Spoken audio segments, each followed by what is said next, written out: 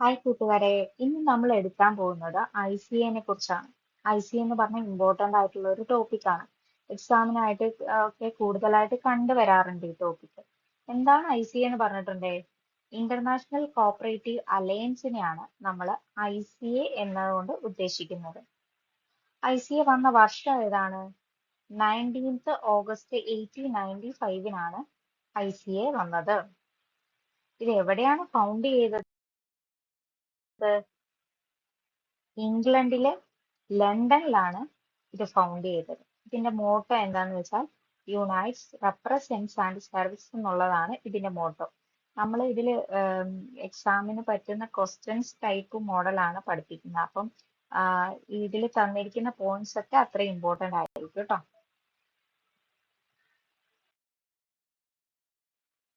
പിന്നെ മെയിൻ ആയിട്ടുള്ള കുറച്ച് പോയിന്റ്സ് പറയാം. ICA കുറിച്ച് പറഞ്ഞിട്ടുള്ളത് voice of cooperatives world wide എന്ന് പറയാം. Oldest independent non governmental organisation എന്ന് പറയാം. Second largest organisation in the world എന്ന് പറയാം. Known as world's parliament of cooperative movement, apex organisation of all cooperatives in the world. അപ്പം main ആയിട്ട് പഠിച്ചിരിക്കേണ്ടത് എല്ലാ കോപ്പറേറ്റീവ് ഓർഗനൈസേഷന്റെ അപ്പെക്സ് ഓർഗനൈസേഷൻ ആയിട്ടാണ് നമ്മുടെ ICA പ്രവർത്തിക്കുന്നത്. ഒന്നാമത്തെ പോയിന്റ് അതാണ്. പിന്നെ സഹകരണത്തിന്റെ ഒരു വോയിസ് എന്നൊക്കെ പറയുന്നത്, വോയിസ് ഓഫ് കോപ്പറേറ്റീവ്സ് എന്നറിയപ്പെടുന്നതും ICA ആണ്. ഇതൊരു നോൺ ഗവൺമെന്റൽ ഓർഗനൈസേഷൻ ആണ്. ഓൾഡസ്റ്റ് ആയിട്ടുള്ള ഇൻഡിപെൻഡന്റ് നോൺ ഗവൺമെന്റൽ ഓർഗനൈസേഷൻ ആയിട്ടും ICA അറിയപ്പെടുന്നുണ്ട്. പിന്നെ ലോകത്തിലെ രണ്ടാമത്തെ ഓർഗനൈസേഷൻ ആയിട്ടാണ്, second largest organisation in the world ആയിട്ടും ICA അറിയപ്പെടുന്നുണ്ട്. അപ്പൊ ഒന്നാമത്തെ ലാർജസ്റ്റ് ഓർഗനൈസേഷൻ ഏതായിരിക്കും? UN ആണ് കേട്ടോ. UN എന്ന് പറയുന്നതാണ് first largest organisation in the world. ഇനി known as world's parliament of cooperative movement, cooperative മൂവ്മെന്റുകളുടെ ഒരു പാർലമെന്റ് എന്നും ICA അറിയപ്പെടുന്നുണ്ട്. ഓക്കെ, ഇനി നമുക്ക് അതിന്റെ ഹെഡ് ക്വാർട്ടേഴ്സിനെ കുറിച്ച് പഠിക്കാം. ഇത് ഫൗണ്ട് ചെയ്ത ടൈമിൽ ഇതിന്റെ ഹെഡ് ക്വാർട്ടേഴ്സ് എവിടെയായിരുന്നു? ഇംഗ്ലണ്ടിലെ ലണ്ടനിലായിരുന്നു. 19th ഓഗസ്റ്റ് 1895 ഇതിന്റെ ഹെഡ് ക്വാർട്ടേഴ്സ് വരുന്നത്. പിന്നെ അത് സ്വിറ്റ്സർലൻഡിലെ ജനീവയിലേക്ക് ഷിഫ്റ്റ് ചെയ്തു. ഏത് വർഷം? 1982 സ്വിറ്റ്സർലൻഡിലെ ജനീവയിലേക്ക് ഇത് എന്ത് ചെയ്തു? ഷിഫ്റ്റ് ചെയ്തു.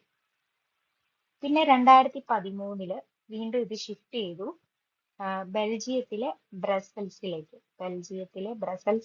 2013 വീണ്ടും ഷിഫ്റ്റ് ചെയ്തു. അപ്പൊ ഇവിടെ 3 ഹെഡ് ക്വാർട്ടേഴ്സിന്റെ കാര്യമാണ് മെയിൻ ആയിട്ട് എടുത്തു പറയുന്നത്. ഇത് ഫൗണ്ട് ചെയ്ത ടൈം എന്ന് പറഞ്ഞാൽ ഏത് വർഷമാണ്? 19th ഓഗസ്റ്റ് 1895 ഇംഗ്ലണ്ടിലെ ലണ്ടനിലായിരുന്നു എന്ത് ഹെഡ് ക്വാർട്ടേഴ്സ് വരുന്നത്. ഇവിടെ നമുക്ക് ഈ ഇയർ നോക്കിയാൽ പഠിക്കണമെങ്കിൽ ഒരു എളുപ്പത്തിന് ഞാനിവിടെ ഇത് റെഡ് കളറിൽ ഇട്ട് വെച്ചിട്ടുണ്ട്, കണ്ടോ? 1895 എന്നുള്ള 18 അടുത്തത് നോക്കുക, അടുത്ത വർഷം വരുമ്പോൾ 19 ആണ്, പിന്നെ 2013 ആണ് അല്ലേ? അപ്പൊ ഇവിടെ 18, 19, 20 എന്ന് കാണുന്നില്ല. അപ്പൊ നമുക്ക് പഠിക്കാനുള്ള ഒരു എളുപ്പത്തിന് വേണ്ടി കൊടുത്തതാണിത്, നിങ്ങൾ മറന്നു പോവാതിരിക്കാൻ വേണ്ടിയിട്ട് കേട്ടോ. അപ്പം 1895 എവിടെയായിരുന്നു എന്നാ പറഞ്ഞ?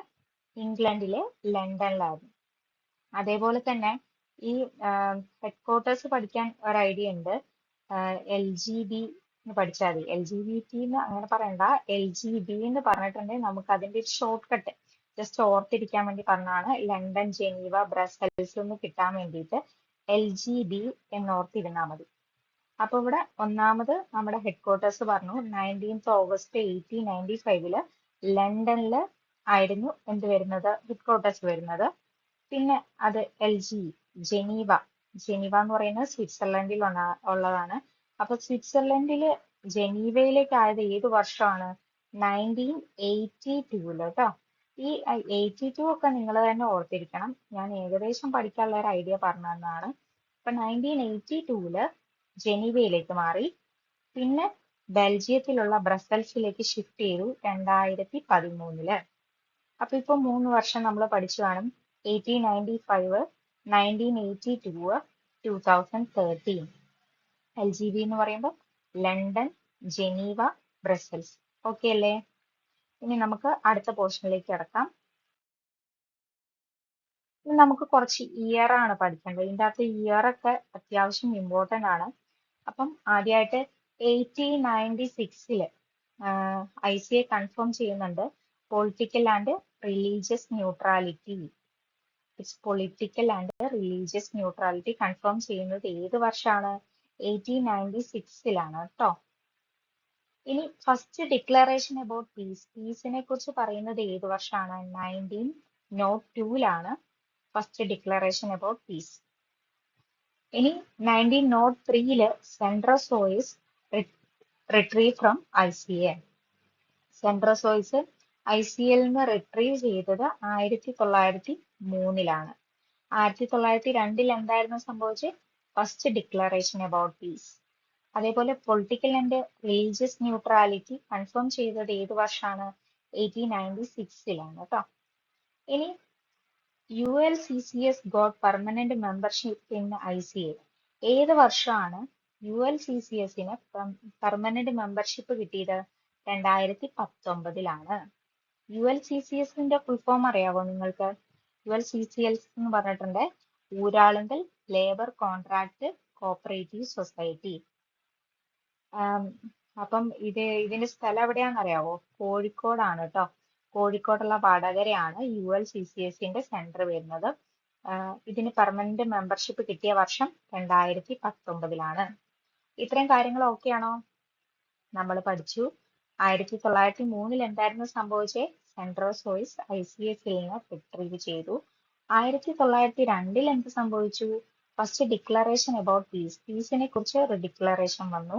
1896 ICA confirms it's political and religious neutrality. ഇത്ര ഓക്കെ അല്ലേ? ഇനി നമുക്ക് ഇതിന്റെ ഒബ്ജക്റ്റീവ് എന്താന്ന് പഠിക്കണം.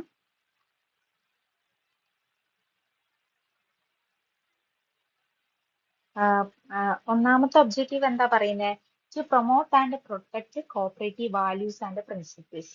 കോപ്പറേറ്റീവ് വാല്യൂസിനെയും പ്രിൻസിപ്പിൾസിനെയും പ്രൊമോട്ട് ചെയ്യുകയും പ്രൊട്ടക്ട് ചെയ്യുകയും ചെയ്യുക എന്നുള്ളതാണ് ഒന്നാമത്തെ objective. Cooperative values and principles കേട്ടോ, പ്രൊമോട്ട് ചെയ്യുക, പ്രൊട്ടക്ട് ചെയ്യുക. രണ്ടാമത്തെ എന്താ പറയുന്നത്? To facilitate the development of economic and other mutually beneficial relation between its members and organisation.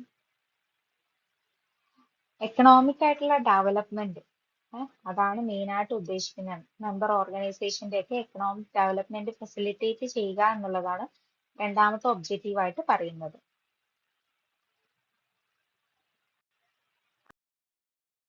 അടുത്ത നമുക്ക് നോക്കാം membership or affiliation from ICA. ICAയിൽ മെമ്പർഷിപ്പ് കിട്ടിയിട്ടുള്ള നമ്മുടെ ഇന്ത്യയിൽ നിന്ന് 3 മെമ്പേഴ്സ് ആണ് മെയിൻ ആയിട്ടുള്ളത്. അവരുടെ ലിസ്റ്റ് ആണ് ഇവിടെ തന്നിരിക്കുന്നത്. NAFED, NCUI, ULCCS. ULCCS നമ്മൾ ഓൾറെഡി പറഞ്ഞു കഴിഞ്ഞു. കേരളത്തിൽ നിന്നുള്ള ആകെയുള്ള ഒന്നാണ് ULCCS എന്ന് പറയുന്നത്. ULCCS എന്താന്ന് നമ്മൾ പറഞ്ഞു, Uralungal labour contract cooperative society. ഇത് വന്ന വർഷം ഏതാ? 2019 എന്താ പെർമനന്റ് മെമ്പർഷിപ്പ് കിട്ടുന്നത് കേട്ടോ. ഈ NAFED എന്ന് പറയുമ്പോൾ 1963 വരുന്നത്. NCUI 1964, ULCCS 2019. ഇത്രയും ഇതിനാണ് മെമ്പർഷിപ്പ് കിട്ടുന്നത്, അല്ലെ അഫിലിയേഷൻ ഫ്രം ICA അഫിലിയേഷൻ കിട്ടുന്നത് കേട്ടോ. ഇന്ത്യയിൽ നിന്നുള്ള 3 മെമ്പേഴ്സ്.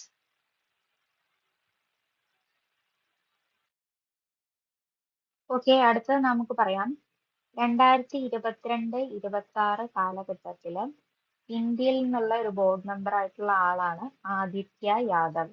ഇമ്പോർട്ടന്റ് ആയിട്ടുള്ള ക്വസ്റ്റ്യൻസ് ആണ് ഇവിടെ പറയുന്നത് കേട്ടോ.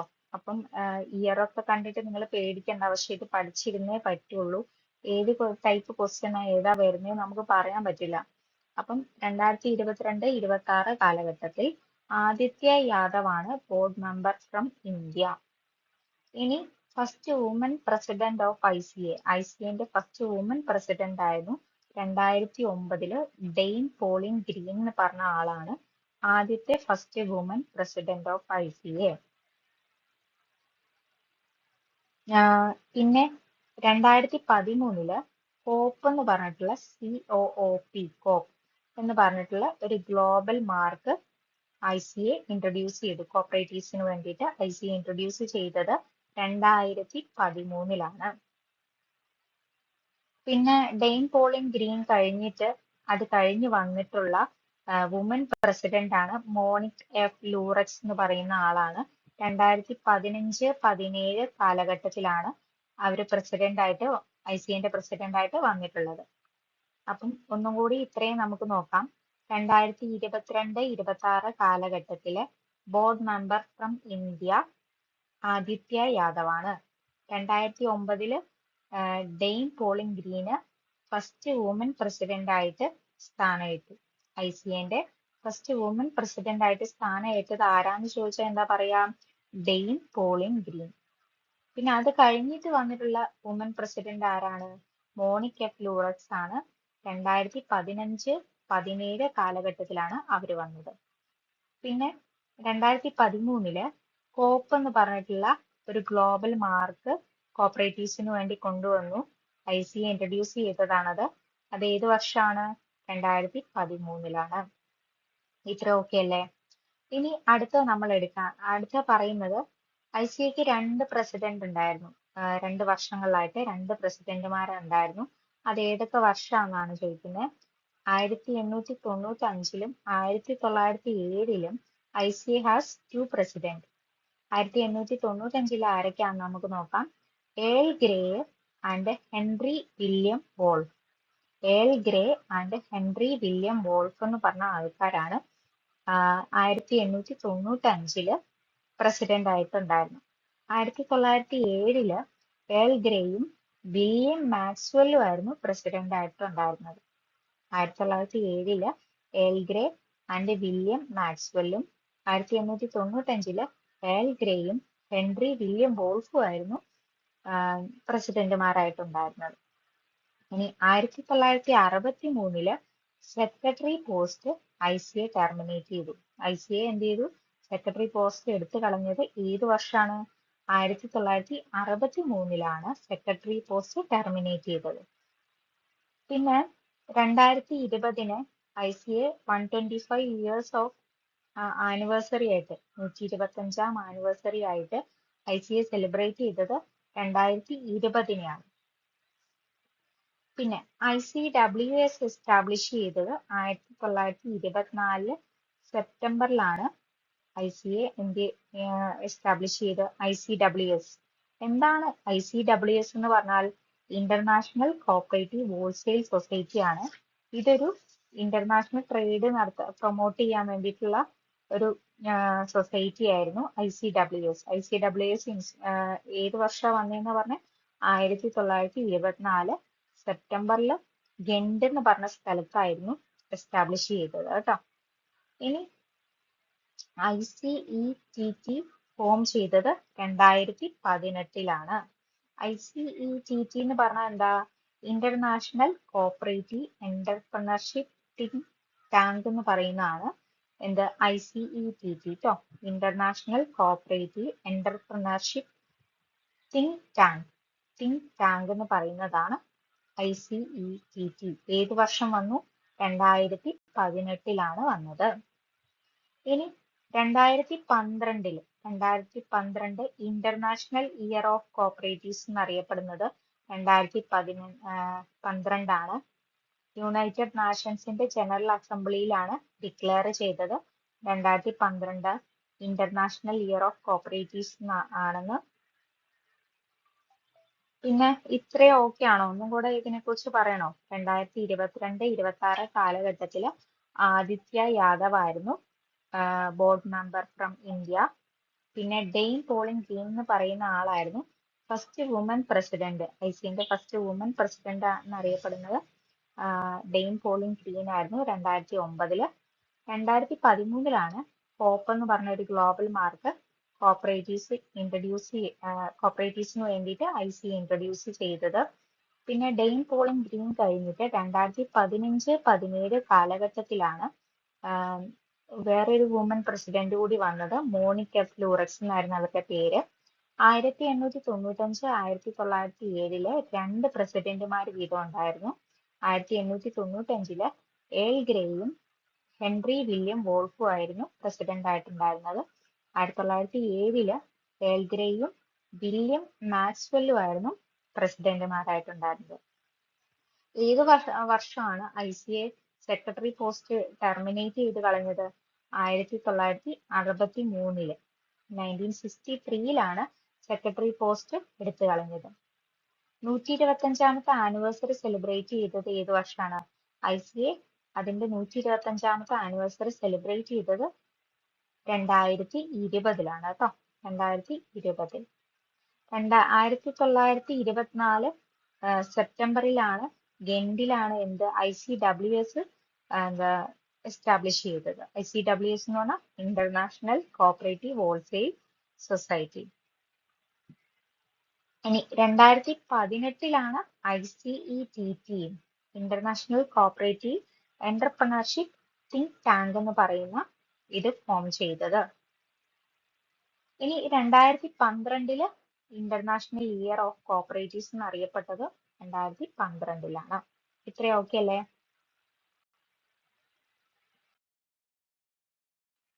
ഇനി നമുക്ക് കുറച്ച് കാര്യങ്ങളും കൂടെ ഇമ്പോർട്ടന്റ് ആയിട്ടുള്ള പഠിക്കാനുണ്ട്. ഫസ്റ്റ് നോൺ യൂറോപ്യൻ പ്രസിഡന്റ് എന്നറിയപ്പെടുന്നത് ആരാണ്? റോബർട്ട് റോഡ്രിഗോ എന്ന് പറഞ്ഞ ആളാണ് first non European president. First non European president ആണ്. നോൺ യൂറോപ്യൻ എന്നുള്ള ആളല്ല. അങ്ങനെ ഫസ്റ്റ് വന്ന ആളാണ് റോബർട്ട് റോഡ്രിഗോ. അതേപോലെ ഫസ്റ്റ് സെക്രട്ടറി ആരായിരുന്നു? നമ്മൾ പറഞ്ഞു സെക്രട്ടറി സ്ഥാനം ടെർമിനേറ്റ് ചെയ്തു എന്ന് പറഞ്ഞു 1963 അല്ലെ. അപ്പം അതിനു മുന്നേ ഫസ്റ്റ് സെക്രട്ടറി ആയിട്ട് വന്നത് എഡ്വേർഡ് ഓവൻ ഗ്രീനിങ് എന്ന് പറഞ്ഞ ആളായിരുന്നു. Edward Owen Greening. നിങ്ങൾക്ക് ഈ പേരൊക്കെ കേൾക്കുമ്പോൾ കുറച്ച് ബുദ്ധിമുട്ടായിട്ട് തോന്നും, എന്നാലും മറക്കരുത് റോബർട്ട് റോഡ്രിഗോ എന്ന് പറയുന്നത് നോൺ യൂറോപ്യൻ.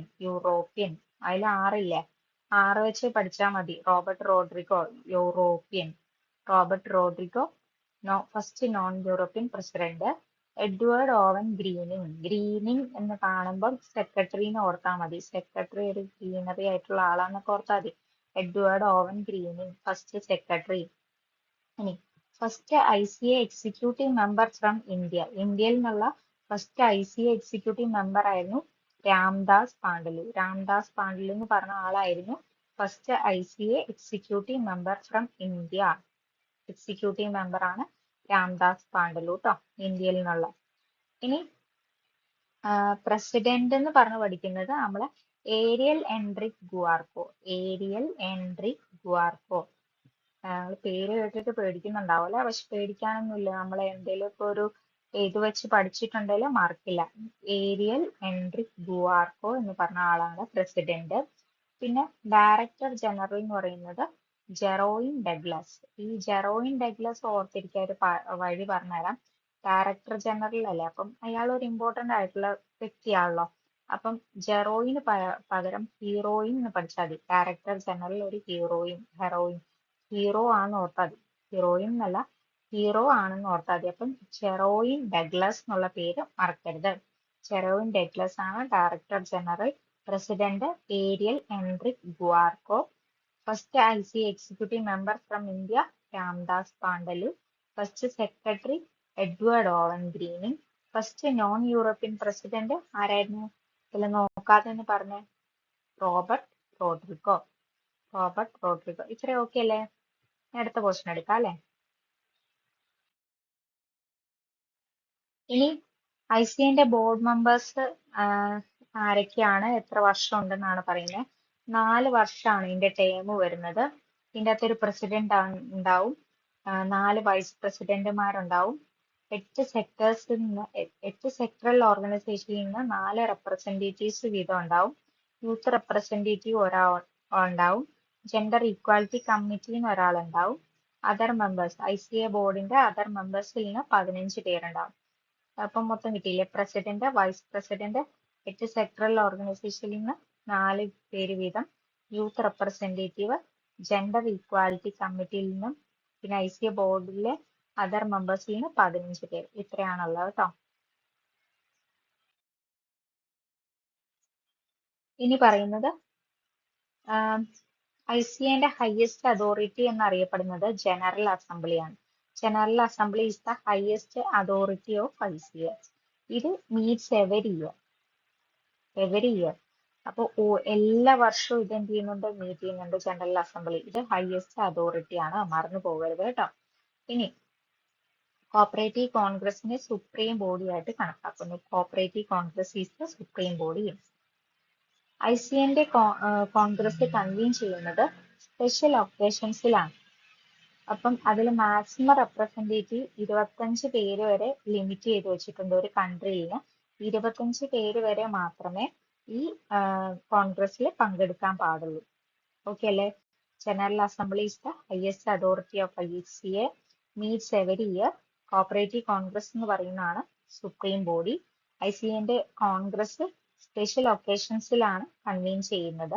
മാക്സിമം റെപ്രസെന്റേറ്റീവ്സ് 25 പേരാണ് ഒരു കൺട്രിയിൽ നിന്ന് ഉണ്ടാവാൻ പാടുള്ളൂ.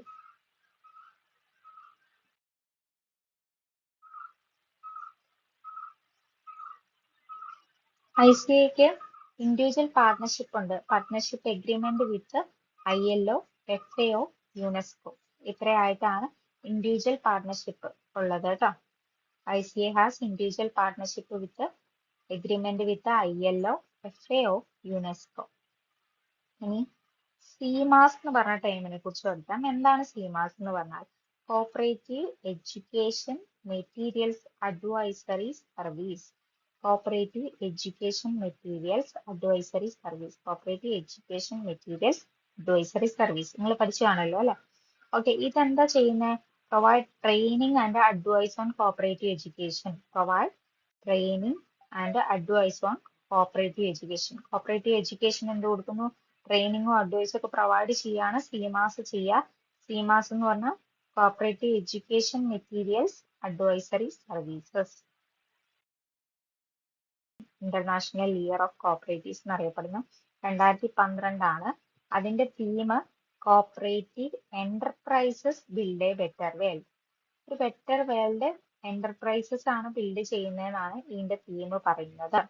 ഇനി 2025 UN international year of cooperatives. UN എന്ത് ചെയ്തു? ഇന്റർനാഷണൽ ഇയർ ഓഫ് കോപ്പറേറ്റീവ്സ് എന്നറിയപ്പെടുന്നത് 2025 ആണ്. അതിന്റെ തീം വരുന്നത് cooperatives build A better world. Cooperatives ആണ് എന്ത് ചെയ്യുന്നത്? സഹകാരികളാണ് ഒരു നല്ല ബെറ്റർ വേൾഡ് ബിൽഡ് ചെയ്യുന്നതെന്നാണ് ആര് പറയുന്നത്? ഇതിന്റെ തീമായിട്ട് വരുന്നത്. ഇതൊക്കെ ഡിസൈഡ് ചെയ്യുന്നു, ഇതിന്റെ തീം ഡിസൈഡ് ചെയ്യുന്നത് കോപ്പാക് എന്ന് പറഞ്ഞ ഇതിൽ കൂടെയാണ്. കോപ്പാക് എന്ന് പറഞ്ഞാൽ എന്താന്ന് നമുക്ക് താഴെ ഇവിടെ തന്നിട്ടുണ്ട്. കോപ്പാക് എന്ന് പറഞ്ഞാൽ the committee for the promotion and advancement of cooperatives. The committee for the promotion and advancement of cooperatives. ഇത്രയും ഓക്കെ അല്ലേ?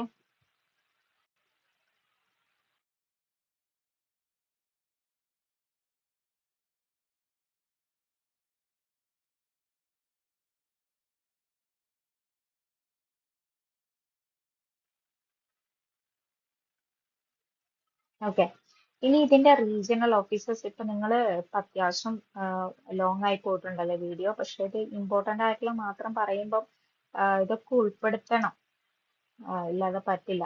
അപ്പൊ റീജിയണൽ ഓഫീസേഴ്സ് എന്ന് പറഞ്ഞാൽ 4 എണ്ണമാണ് വരുന്നത്. ICA റോപ്പ് അല്ലെങ്കിൽ ICA AP എന്ന് പറയും. എന്താണ് റോപ്പ് എന്ന് പറഞ്ഞാൽ? Regional office of Asia Pacific. Regional office of Asia Pacific എന്നുള്ളതാണ് ICA റോപ്പിന്റെ ഫുഡ് ഫോം എന്ന് പറയുന്നത്. ഇതിന്റെ ഹെഡ് ക്വാർട്ടേഴ്സ് വരുന്നത് ന്യൂഡൽഹിയിലാണ്. നവംബർ 14 1960 ഈ റീജിയണൽ ഓഫീസ് എസ്റ്റാബ്ലിഷ് ചെയ്തത്. 1960 നവംബർ 14 കേട്ടോ. ജവഹർലാൽ നെഹ്റു ആയിരുന്നു അത് ഇനാഗുറേറ്റ് ചെയ്തത്. ഇനി ICA ആഫ്രിക്ക. ICA ആഫ്രിക്ക എന്ന് പറയുന്നത് അതിന്റെ ഹെഡ് ക്വാർട്ടേഴ്സ് വരുന്നത് നൈറോബിയാണ്. നൈറോബി 1968 അതിന്റെ ഇയർ വരുന്നത് കേട്ടോ. പിന്നെ ICA അമേരിക്ക. അമേരിക്ക ആണ് അടുത്ത റീജിയണൽ ഓഫീസ് എന്ന് പറയുന്നത്. അതിന്റെ ഹെഡ് ക്വാർട്ടേഴ്സ് സാൻജോസ് ആണ്. സാൻജോസ് 1990 വരുന്നത്. 1990 സാൻജോസില് റീജിയണൽ ഓഫീസ് വരുന്നത്. ഇനി ICA യൂറോപ്പാണ്. യൂറോപ്പില് ഹെഡ്ക്വാർട്ടേഴ്സ് വരുന്നത് ബ്രസൽസിലാണ്.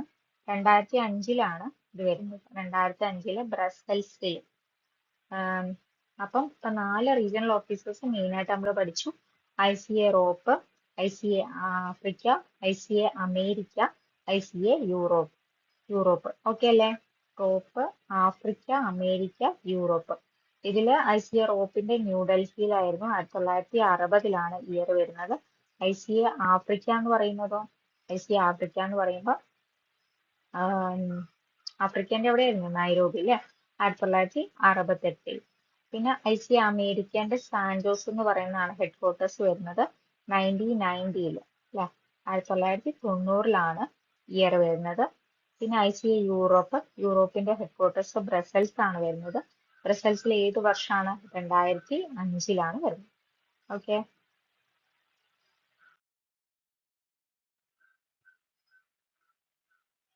ഇനി ICA യൂറോപ്പുമായിട്ട് ബന്ധപ്പെട്ട ഒരു ടേമാണ് ബോണോ ഹൗസ് കേട്ടോ. ബോണോ ഹൗസ് ഇത് വരുന്നത് സ്വിറ്റ്സർലൻഡിലാണെന്നാണ് എനിക്ക് തോന്നുന്നത്. പിന്നെ ഞാൻ പറഞ്ഞു ICA യൂറോപ്പ് ഇനാഗുറേറ്റ് ചെയ്തത് നവംബർ 14 പറഞ്ഞു അല്ലെ? 1960. അത് ഇനാഗുറേറ്റ് ചെയ്തത് നെഹ്റു ആണ് കേട്ടോ. ഇപ്പോഴത്തെ പ്രസിഡന്റ് എന്ന് പറയുന്നത് ഡോക്ടർ ചന്ദ്രപാൽ സിംഗ് യാദവ് ആണ്. ഡോക്ടർ ചന്ദ്രപാൽ സിംഗ് യാദവ് ആണ് പ്രസിഡന്റ് ആയിട്ട് പറയുന്നത്.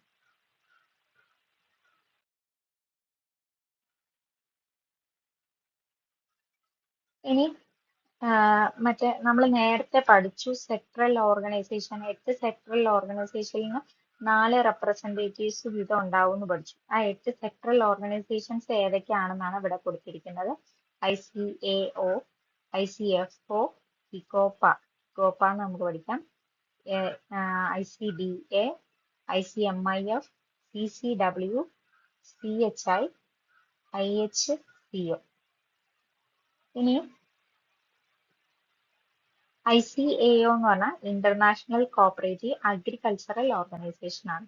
International cooperative agricultural organisation. ICAO എന്ന് പറഞ്ഞാൽ അഗ്രികൾച്ചറുമായിട്ട് ബന്ധപ്പെട്ടതാണ്.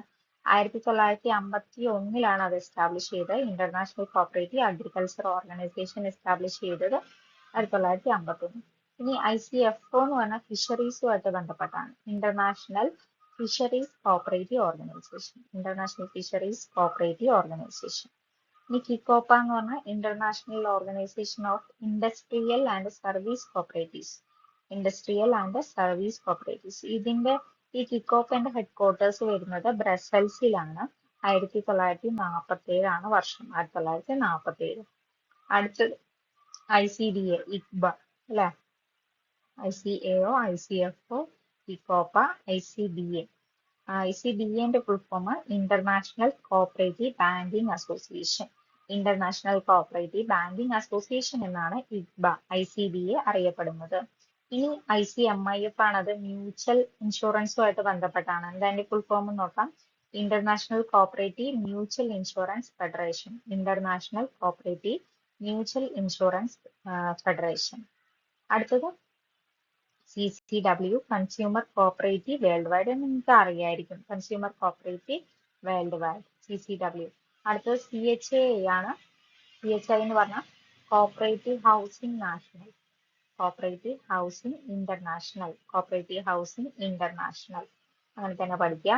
ഇനി IHCO, international health cooperative organisation. International health cooperative organisation, IHCO. അപ്പം ICAO, ICFO, ഇക്കോപ്പ, ഇക്ബ, ICMIF, CCW, CHI, IHCO. ഇത്രയും കാര്യങ്ങളുടെ ആ സെക്ടറൽ ഓർഗനൈസേഷൻസ് ഏതൊക്കെയാണുള്ളത് ജസ്റ്റ് ഒന്ന് പഠിച്ചു വെക്കുക കേട്ടോ. അപ്പൊ ചിലപ്പോ ഇത് തന്നിട്ട് അതിൻ്റെ അകത്ത് ഇല്ലാത്ത ഒരെണ്ണം തന്നിട്ട് ഏതാണ് ഇതിൻ്റെ അകത്ത് ഇല്ലാത്ത സെക്ടറൽ ഓർഗനൈസേഷൻ എന്നൊക്കെ ചോദിച്ചിട്ടുണ്ടെങ്കിൽ നമുക്ക് ആൻസർ പറയാൻ പറ്റും. അങ്ങനെ പഠിച്ചിട്ടുണ്ട്. ഓക്കെ, അപ്പൊ ഇത്രയാണ് ICAന്റെ മെയിൻ ആയിട്ടുള്ള ടോപ്പിക് നമ്മൾ എടുത്തത്. എല്ലാവർക്കും ഇത് ഓർമ്മയുണ്ടെന്ന് കരുതുന്നു കേട്ടോ. Thank you.